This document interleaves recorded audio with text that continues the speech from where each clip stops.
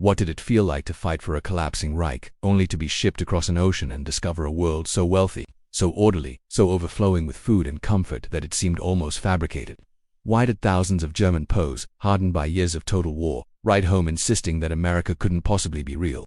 And what did those first shocking encounters with the United States reveal? About the war, about the men who fought it, and about the vast gulf between Nazi propaganda and American life. These questions linger at the heart of their story, a story that begins not with disbelief, but with exhaustion, defeat, and the long shadow of a war that had consumed everything they knew. The journey for many began in 1943, after the catastrophe of Stalingrad and the grinding collapse in North Africa. Men from the Afrika Korps, once convinced of their own invincibility, found themselves marched under a burning Mediterranean sun, two ports controlled by the Allies. Some had been captured in the barren ridges near Kasserine Pass, others in the dusty outskirts of Tunis as the last remnants of Panzerarmee Africa crumbled. They expected humiliation or starvation or the same kind of brutal conditions they had seen in Soviet camps. Instead, they were boarded onto American Liberty ships, fed full meals, and treated, much to their astonishment, according to the Geneva Convention in strict U.S. Army fashion. Even then, they assumed it was temporary theater, a show of decency for the voyage. The truth was that the real shock hadn't even begun. As the ships cut through the Atlantic, the men gathered along the rails, staring at the distant profile of the American coast as it rose into view. They had heard rumors, cities filled with skyscrapers, harbors stacked with mountains of supplies, factories that never slept. Nazi propaganda had painted America as chaotic, racially fractured, ruled by capitalists who cared more for profit than people. It was a nation, they were told, incapable of serious warfare. Yet as the first coastline unfolded, vast, industrial, humming with energy, their assumptions began to buckle. Massive cranes moved like mechanical giants across shipyards. Trains groaned under the weight of war material that seemed endless. Some POWs later wrote that in that first moment they realized Germany's defeat had been sealed long before they themselves had understood it. The America they saw was not decadent or weak. It was a machine of staggering scale. Their transport trains rumbled inland, carrying them across a landscape they had never imagined. Many wrote in diaries that the fields rolling past their windows looked impossibly green and well-tended. Even the smallest farms appeared prosperous, their silos full, their barns freshly painted. A few recalled turning to fellow prisoners and saying, "If this is the countryside, what must the cities be like?" What struck them most was not just the richness of the land, but the calmness of it. No bomb craters, no ruins, no trenches or tank obstacles. They had left behind a continent burning at both ends, only to pass through towns where children bicycled beside the train tracks and families waved as though greeting tourists. It was the first time many realized that war touched nations unevenly. For the United States, protected by two oceans and a colossal industrial base, the home front felt untouched, almost surreal. When the POWs reached their camps, scattered across Texas, Oklahoma, Louisiana, Kansas, Iowa, they encountered yet another shock. The barracks were clean, heated, and orderly. They were issued uniforms, shoes, mattresses, and blankets of a quality many hadn't seen since before the war. The United States adhered strictly to the Geneva Convention, and the War Department, as records from 1943 to 1945 confirm, maintained a detailed system of inspections and regulations to ensure compliance. For men who had marched through the ruins of Warsaw, Rotterdam, and Kharkov, it felt impossible that a nation at war could afford such generosity. Some suspected it was a trap. Others quietly wondered if everything they had believed about America had been wrong. Food became the most unforgettable culture shock of all. POWs was served meals that rivaled those of American soldiers, meat several times a week, fresh vegetables, fruit, butter, coffee, and bread in quantities unimaginable in wartime Germany. The rations were standard War Department issue, and to the POWs they were almost luxurious. Years later, former prisoners recounted their first breakfast: eggs, toast, bacon, oatmeal, milk. Many thought it was a special welcome meal, something staged for morale. Then it was served again the next day, and the next, until it became clear that this was simply how Americans ate. Letters smuggled home used phrases like "land of milk and honey," though German censors often cut such lines, fearing their demoralizing effect on civilians. The U.S. policy allowing POWs to work added another layer to the shock.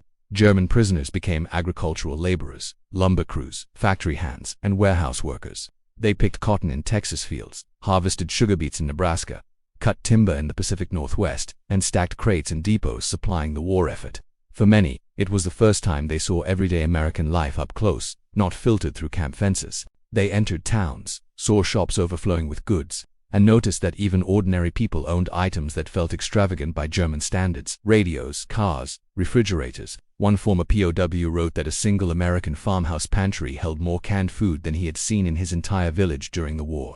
The work itself didn't bother them. Many welcomed it. What unsettled them was the realization that this abundance wasn't exceptional. It was normal. Perhaps the most profound shock came from the American people. Civilians, even in deeply rural areas, often treated the POWs with a casual, unforced humanity that contradicted everything German soldiers had been taught. Some farmers invited work crews to drink lemonade in the shade during breaks. Others brought them sandwiches or fruit, not out of sympathy for the enemy but out of habit. As one Iowa farmer put it, "A man working in my field gets fed." There were places where fear or hostility flared, especially after news of atrocities in Europe emerged, but overwhelmingly the encounters were marked by politeness, curiosity, and a faint sense of astonishment that these supposed supermen of the Wehrmacht looked tired, sunburned, and very human. The POWs noticed something else, something even more disorienting. Americans complained freely about their government, their jobs, their leaders, their taxes, and no one stopped them. In Germany, open criticism could bring ruin or arrest. Even soldiers learned to guard their words. But in the United States, the men heard opinions tossed around like everyday weather reports. In camp libraries, another shock in themselves, they read American newspapers stacked openly, uncensored, unfiltered. Some historians note that this exposure to free press had a deeper political effect on POWs than American officials ever intended. The more they read, the more they understood the scale of misinformation they had lived under. Many later described it as a quiet unmaking of the world they thought they knew. Yet the shock cut both ways. American guards, often young men from the Midwest or South, found themselves fascinated by the prisoners. They expected fanatics and ideologues. Instead, they found men exhausted by war, eager to talk, often skilled, sometimes surprisingly well educated. Some had been architects, machinists, teachers, or musicians before the war. Many were conscripts who had never believed deeply in the Nazi cause. Their interactions, in mess halls, on work details, during inspections, hinted at the strange intimacy of wartime captivity. Two groups of young men, raised worlds apart, thrown together by a conflict they hadn't chosen, learning in small ways that their governments had exaggerated each other's monstrosity. Still, not everything was idyllic. Some POWs retained fierce loyalty to the Reich, forming cliques inside the camps that tried to enforce ideological discipline. There were cases of beatings, intimidation, even murders of fellow prisoners accused of being anti-Nazi or planning to cooperate with the Americans. U.S. Army investigators documented these incidents, and some camps had to be reorganized to separate hardliners from moderates. To pretend these camps were peaceful utopias would be to ignore genuine tension and fear. But even with these dark episodes, the larger truth remained. The majority of prisoners, especially as the war dragged on, found that America unsettled their worldview precisely because it was not hostile, not chaotic, not impoverished. It was orderly, prosperous, and strangely confident. In 1944 and 1945, as Allied armies closed in on Germany from east and west, the POWs followed the news through newspapers provided in the camps. They saw the devastation inflicted on their homeland, the desperate reports of Volkssturm units, the advance of Soviet armor into East Prussia, and the tightening Allied noose around the Ruhr. Many read these reports while standing in fields of ripening wheat, or resting under shade trees after a day of work, landscapes that looked nothing like the smoking ruins of Europe. Historian accounts describe how this contrast produced a kind of emotional whiplash. Some POWs felt guilt, others felt bitter resignation. A few felt relief that they were safe in America while their families endured catastrophe. All felt, to varying degrees, the surreal distance between the two worlds. When the war ended, their shock deepened once more. Instead of punishment or revenge, the War Department intensified re-education programs, showing films about democratic governance, the Nuremberg revelations, and the destruction wrought by the Nazi regime. While some resisted, many were deeply affected. Diaries reveal conflicted reactions: shame, disbelief, anger, sorrow. Some historians argue that these programs, combined with the POWs' lived experience of American life, played a significant role in preparing them to return to a post-war Germany that would rebuild itself on democratic foundations. Whether or not this was the intention, the influence is undeniable. They returned not just with memories of captivity, but with a first-hand understanding of a nation that had defeated them through overwhelming production, unity, and a spirit they had been told did not exist. Repatriation came slowly. Some did not return home until 1946 or even 1947, long after the fighting had ceased. When they stepped again onto German soil, many found towns flattened, families displaced, and a nation staring into despair.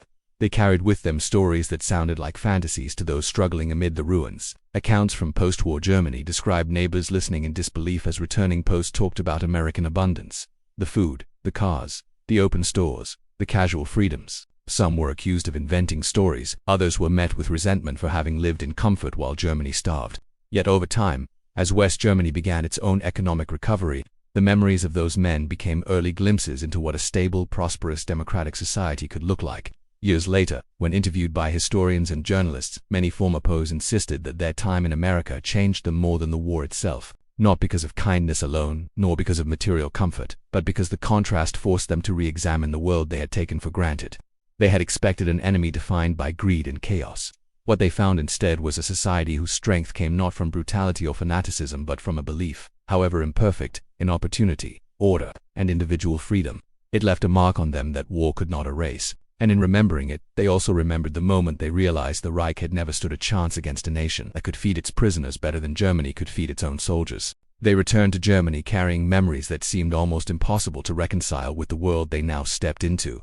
But the story doesn't end there, because the deepest shocks, the ones that stayed with them for life, emerged, not during captivity, but in the long, slow process of understanding what those years in America had meant. And to grasp those final revelations, we have to follow them past the war's end, through the ruins of post-war Europe, and into the uneasy peace that reshaped everything they had once believed. For many POWs, the journey home began with a strange mixture of anticipation and dread. They boarded ships not bound for freedom, but for a country they barely recognized anymore. The Western Allies staggered the return of prisoners to prevent overloading devastated German cities. The first sight of German ports delivered the shock in full.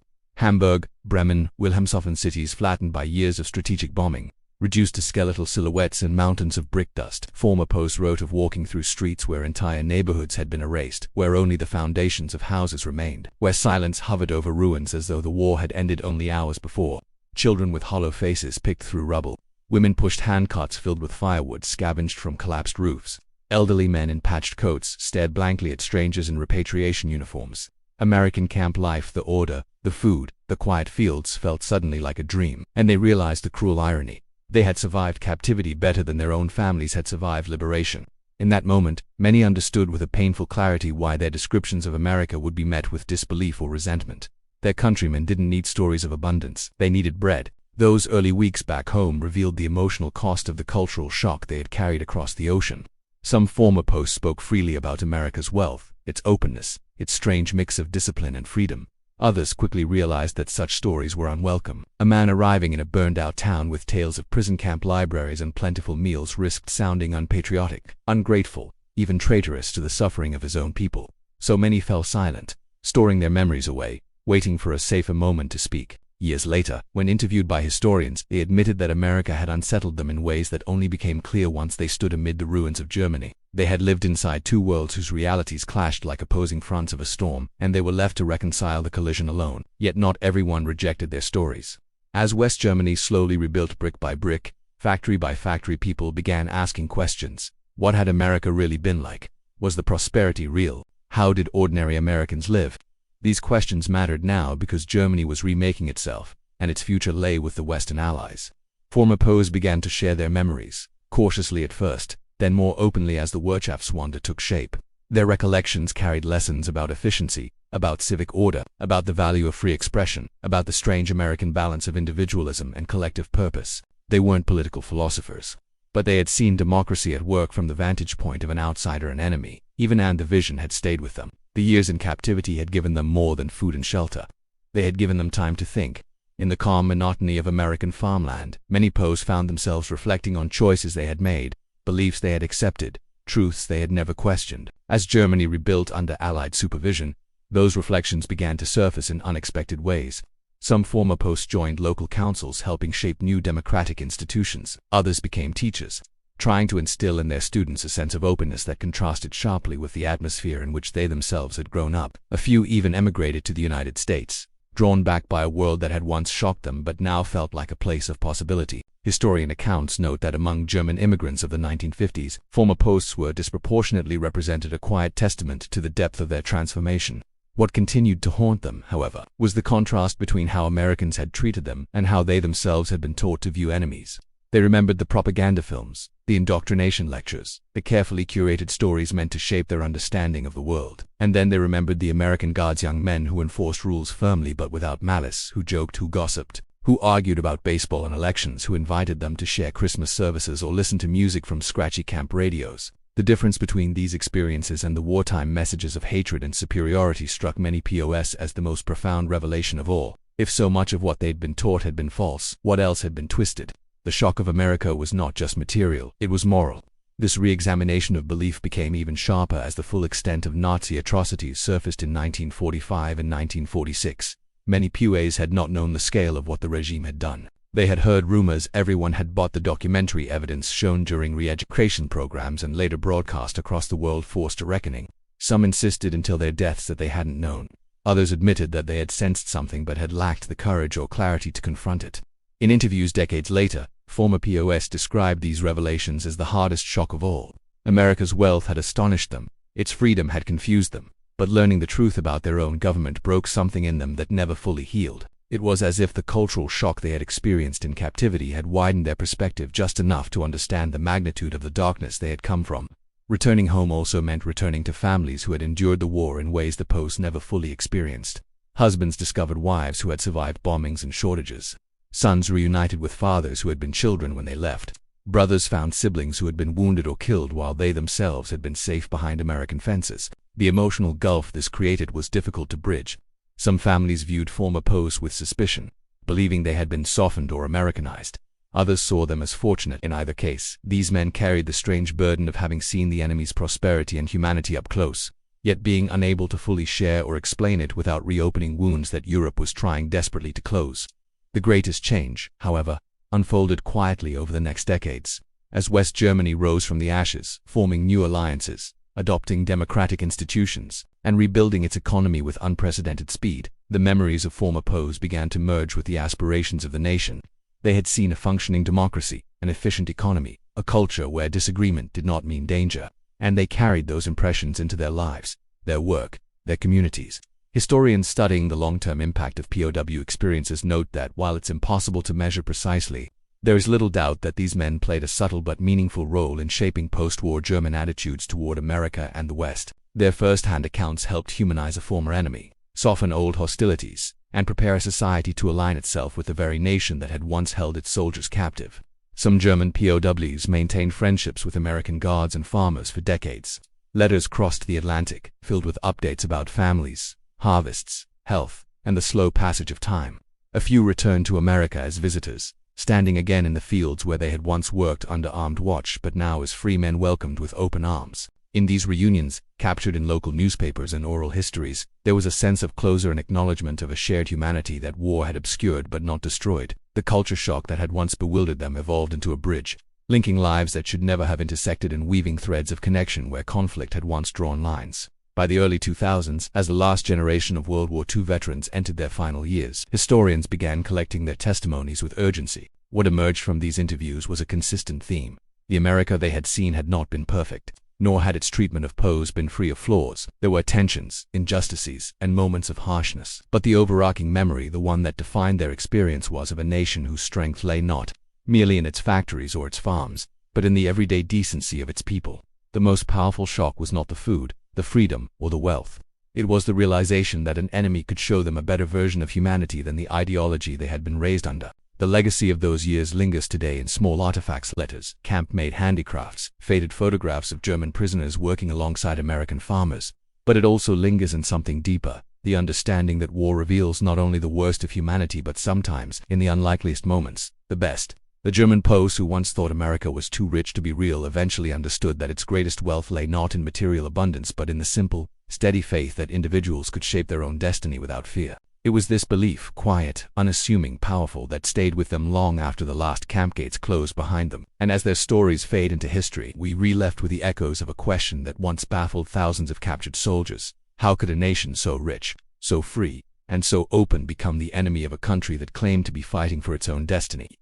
The answer lies in the long, intertwined arc of their memories, a testament not only to what they witnessed, but to what they came to understand. They carried the shock of America with them into old age, but to understand how deeply it shaped their lives, we have to follow the story past the ruins, past the uneasy rebuilding years, and into the quieter decades when memories hardened into meaning. Because the strangest part of all, the part most of them admitted only late in life, was that the things which had once unsettled them became the very things they later cherished.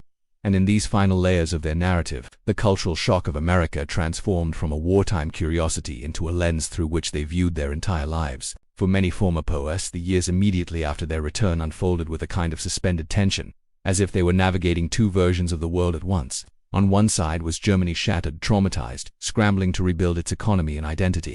On the other was the ghost of America lingering in their minds. Fields of infinite farmland, tidy towns untouched by bombing, camp libraries stocked with newspapers, and a society whose normalcy had once felt like surreal abundance. Many kept these comparisons silent, knowing they could breed resentment. But the shock remained, resurfacing whenever daily life sharpened the contrast. It wasn't about material wealth alone. It was about possibility. America had shown them what stability looked like, and that memory became a quiet engine inside them, driving them toward hope even when the world around them felt bleak. Yet Germany was changing quickly. By the late 1940s and early 1950s, as Marshall-planned funds flowed in and industry sputtered back to life, the Wirtschaftswunder began to take shape. Roads were repaved, factories reopened, new housing blocks rose from empty lots. Former POWs watched this transformation with a peculiar blend of déjà vu and cautious optimism. In some ways, they recognized the efficiency and order they had admired in America, except now it was unfolding in their own streets. For many, this felt like a second cultural shock. They had expected recovery, but not this speed, not this direction, not this sense of forward momentum that echoed the optimism they had seen across the Atlantic. Solidity returned first in small signs: the arrival of fresh bread without ration stamps, the hum of electric trams running on schedule, the reopening of schools and cinemas. Then came symbols of larger renewal: the reconstruction of Frankfurt's commercial district, the rebuilding of the Ruhr, the establishment of the Bundesrepublik in 1949. As these shifts took root, former POWs began to see reflections of their American experience in the world emerging around them. They recognized the value of open debate, of civic participation, of local councils that encouraged citizens to speak freely. Many embraced these changes eagerly, having witnessed firsthand how such structures provided stability in the United States. Others, still wrestling with guilt or disillusionment, approached the new era more slowly, but even they could not escape the pull of a society moving toward the democratic model they had glimpsed during captivity. But perhaps the most profound effect of their time in America appeared not in politics or economics, but in their private lives, how they raised their children. Interviews conducted decades later reveal a common thread. Former POWs tended to encourage open conversation at home. They asked their children what they thought, listened to dissenting opinions, and allowed a level of debate that would have been unthinkable in their own childhoods under the rigid authoritarianism of the 1930s. This behavior puzzled some in their communities, especially older generations, but for the POWs, it felt natural. Their words were not political statements, they were personal reckonings, shaped by decades of introspection and the quiet accumulation of perspective. A recurring theme in these memoirs was the shame they felt upon learning the full truth of Nazi crimes. Many described the moment they saw images from the liberation of concentration camps, either in re-education films or in post-war newsreels, as the most devastating experience of their lives. Some had known nothing, others had suspected something. A few had heard whispers but convinced themselves it was enemy propaganda. Seeing the truth shattered illusions they had carried since youth. And for many, the shock of America's prosperity became intertwined with the shock of Germany's moral collapse. The contrast was too stark to ignore. It left them with a lifelong determination to support a society built on transparency, accountability, and democratic principles. As the decades passed, the POS story became a part of Germany's broader narrative of reconciliation and renewal. Historians began seeking them out, recognizing the unique value of their experiences. Their testimonies enriched research on wartime captivity, cultural exchange, and the long-term effects of exposure to democratic societies. Some scholars argued that German POWs in America had undergone one of the most successful unintended soft power transformations of the war. The US government had not set out to change minds through kindness alone, its policies were grounded in the Geneva Convention and strategic pragmatism, but the human consequences proved deeper than any official could have imagined. Even in old age, the memories retained their vividness. Former POWs could recall the taste of American coffee, the smell of cotton fields after rain, the sound of freight trains hauling endless supplies to the coast. The trains rolled deeper into the American interior, and the further they went, the more the landscape shifted into something almost unnervingly calm. Fields rolled out like a sea of gold, unscarred by shell craters or tank tracks. Farmhouses stood untouched, their white paint unburned by war, their porches decorated with rocking chairs that reminded some POWs of postcards from a world they assumed no longer existed. It was in places like Aliceville, Alabama and Camp Swift in Texas that the magnitude of what they were witnessing slowly took hold. The United States wasn't simply intact, it was thriving, humming with an industrial and agricultural power Germany had only dreamed of sustaining by the war's midpoint. Many POWs later wrote that the silence of these American towns felt surreal, as if they were traveling through a country that had somehow been insulated from the world's violence by sheer distance and strength. It created an early tension, an unspoken question that gnawed at them through the long rail journeys. How had a nation so unscarred produced the storm that crushed the Wehrmacht? That contradiction lingered like a fog across their first weeks behind the wire. Life inside the camps introduced a different kind of shock. As they passed through the gates, wooden towers, simple fencing, barracks arranged in neat rows, they prepared for the humiliation and hunger they'd been told to expect. Instead, they found organized kitchens, medical facilities with trained staff, and barracks equipped with electric lights, wooden bunks, and stoves that actually worked. The Geneva Convention rules weren't just acknowledged, they were enforced with a rigidity many had never seen even in the Wehrmacht SO and rear area facilities. American officers made it clear, you will be fed, you will not be beaten, and you will follow the regulations. For men conditioned to expect brutality, this neutrality was disarming. Some German officers privately feared it was a trick, a ploy to soften morale before interrogation. But as days turned into weeks, the consistency became the most unsettling part. Every meal came on schedule, every sick call was answered, every rule was followed to the letter.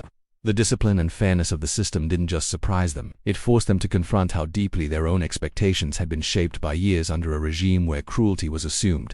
It was the first time many acknowledged, silently, that reality wasn't lining up with ideology. Food, perhaps more than anything, became the anchor of their disbelief. The U.S. War Department rations designed for German prisoners were nearly identical to those given to American troops: meat, vegetables, bread, coffee, butter, even occasional fruit. Compared to the thin, watery stews many had survived on during the Eastern Front or the final months in Normandy, the portion sizes alone seemed impossible. Some POWs initially refused to eat the meat, assuming it was horse or scraps unfit for locals. Others took it as evidence that America's food surplus was beyond anything they could have imagined. A nation with so much abundance it could feed its enemies better than Germany fed its allies. Red Cross inspectors confirmed the quality, and German camp spokesmen reported back to their men that the rations met international standards. The realization sank in slowly. America wasn't merely wealthier, it was wealthy on a scale that made the idea of total German victory seem almost mathematically impossible. At night, when the barracks quieted, this contradiction became a source of unease, a reminder that the war they were fighting abroad was already lost by sheer logistics. Yet the meals kept coming, and the camps maintained their routines, creating a strange coexistence of comfort and dread. Work assignments only deepened the shock. Many POWs were sent to farms, canneries, logging crews, or road projects, all under supervision but rarely under guard. The demand for labor in wartime America was immense, and the Geneva Convention allowed non-combat labor in exchange for small wages, usually coupons redeemable in the camp canteen. It was in these work detachments that the true disparity between Nazi propaganda and American reality finally hit home. Farmers handed out cold water in summer and hot coffee in winter. Some offered sandwiches during breaks, not out of ideology but habit. They saw workers, not enemies. German POWs found themselves picking cotton or harvesting wheat alongside American civilians who treated them with a casual indifference that bordered on friendliness.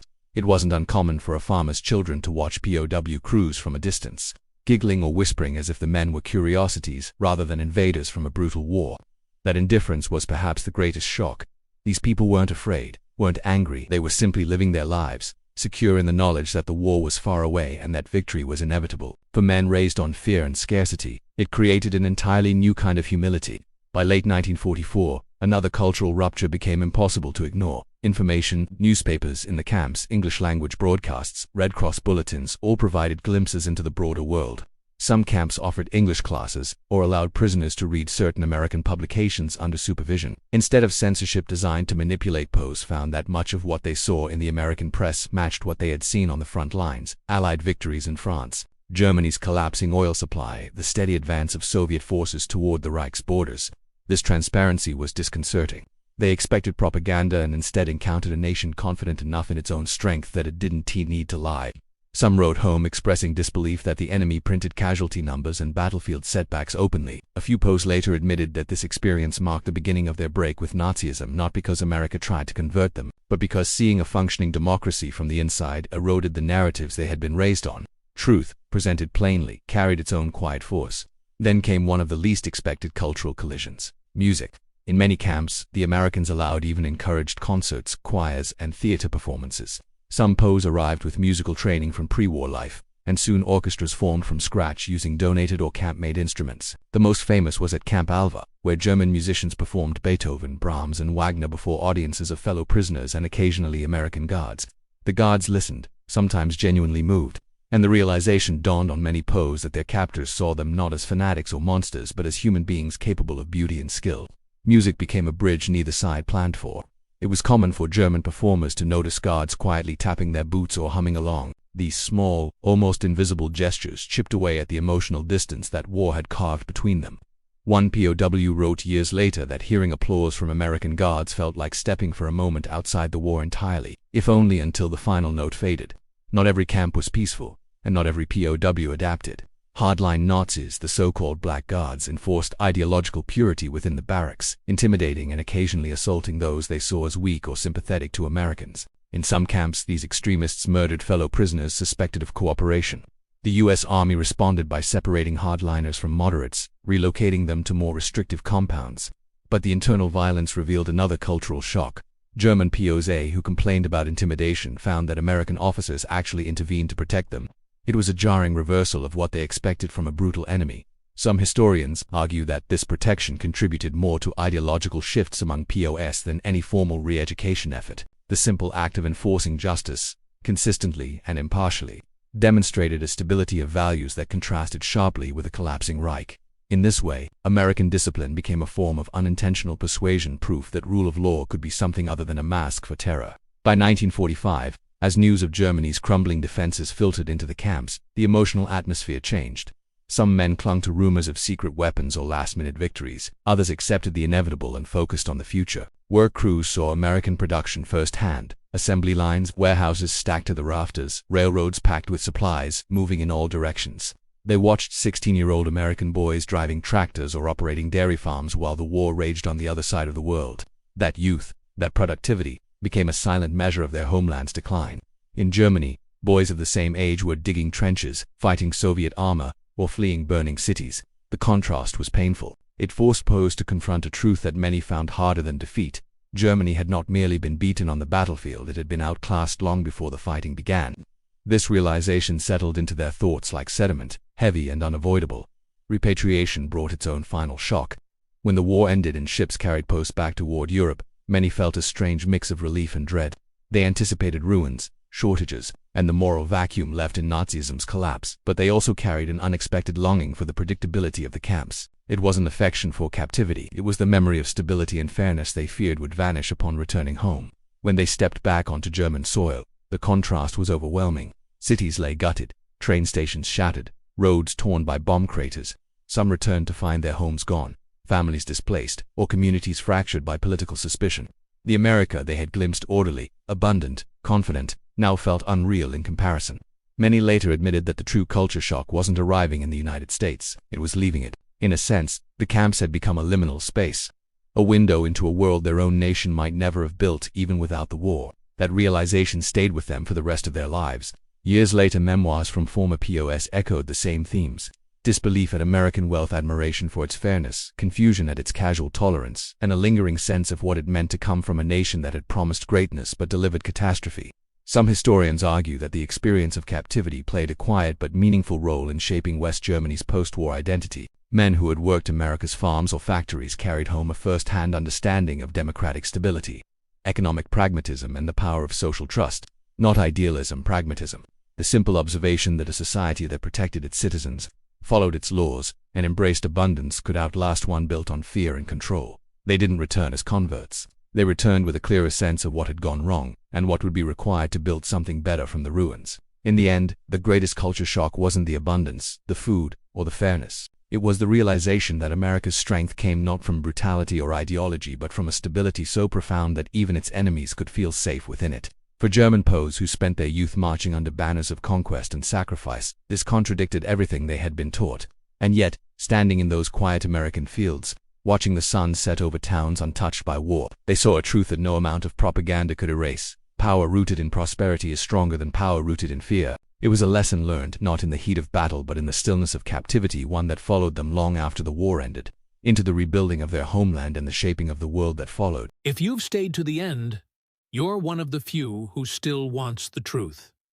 Subscribe, and together, we'll uncover every secret the Second World War tried to keep buried.